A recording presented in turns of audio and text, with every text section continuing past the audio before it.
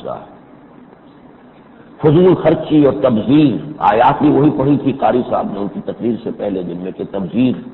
کی شدید مذمت ہے۔ ولا تبذر تبذیرا ان المبذرین کانوا اخوان الشیاطین وکان الشیطان لربہ کفورا۔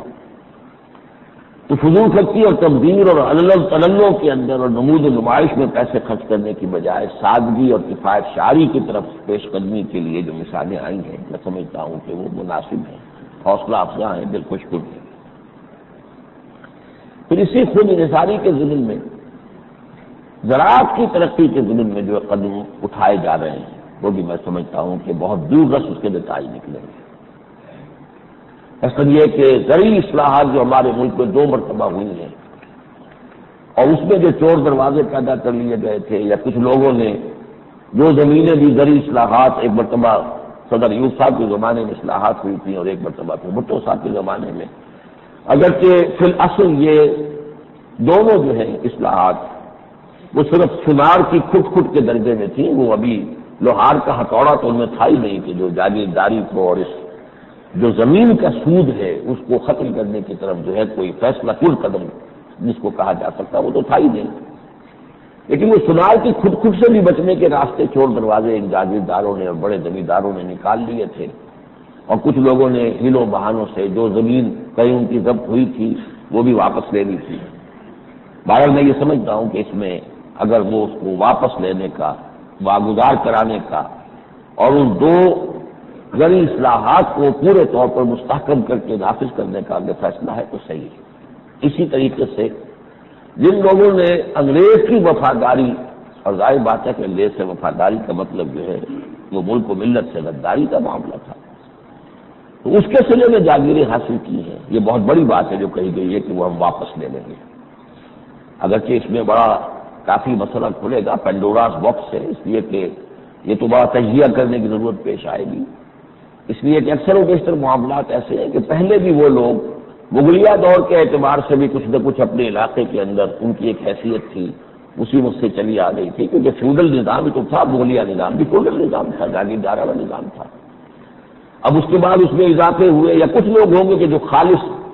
انگریزی دور ہی کے اندر جاگیردار بنے، بہرحال اس میں جو بھی کچھ ہو سکے، جس درجے میں بھی ہو سکے، یہ میرے نزدیک پیش رفت ہے،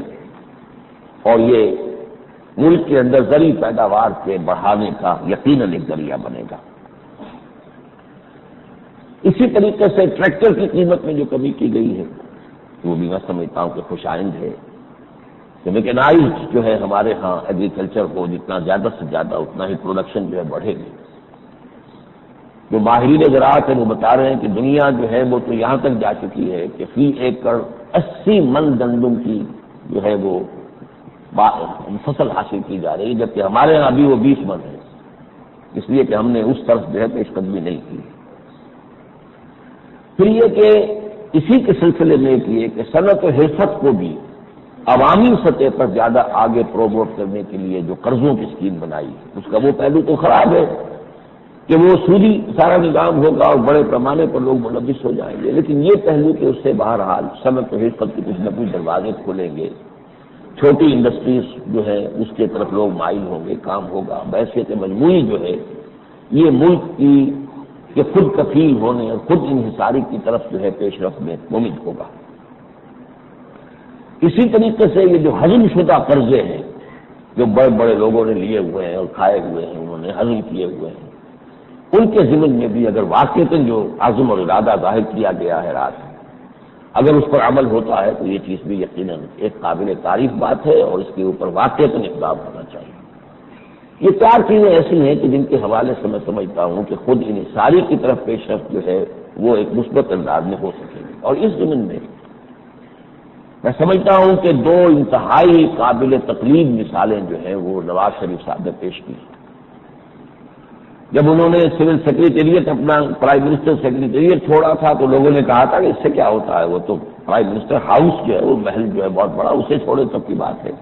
اب انہوں نے یہ بھی کر دیا، یہ میں سمجھتا ہوں کہ ایک پیش رفت ہے، ایک عزت، اور ان کا یہ کہنا ہے کہ میں چھوٹے مکان میں منتقل ہو جاؤں گا،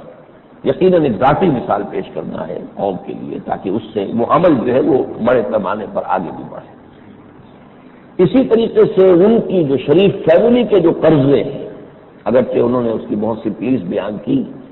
کہ یہ قرضے ہم پر بڑے مصنوعی انداز میں چڑھا دیے گئے، اور ابھی اس سلسلے میں مقدمات میرے سماعت ہیں عدالتوں میں،